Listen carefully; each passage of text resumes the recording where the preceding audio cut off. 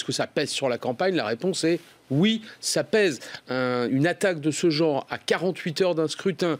Après, je le rappelle, l'arrestation de 2 personnes pour un attentat déjoué à Marseille il y a 5 jours. En vérité, ces questions de sécurité ont été quasiment absentes du débat présidentiel depuis des mois. Et là, tout à coup, à 5 jours du premier tour, à 2 reprises, ça revient sur le devant de la scène. Est-ce que ça impacte la campagne? Oui. D'ailleurs, vous avez vu la réaction des candidats. Immédiatement, certains ont décidé de suspendre.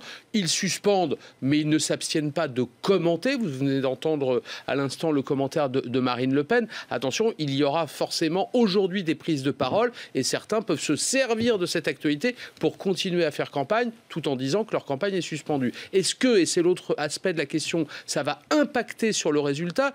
Il faut se projeter, revenir un tout petit peu en arrière. Sur le choix de l'électeur. Vous vous souvenez, Mohamed Merah en 2012, mais là c'était en février, c'était plusieurs semaines, plusieurs mois, on a eu le temps de le digérer. Là, personne ne peut répondre à cette question pour une raison simple, c'est que ce soir, à partir de minuit, non seulement il n'y a plus de campagne, mais il n'y a plus de sondage. Donc on est obligé de se fonder sur ça.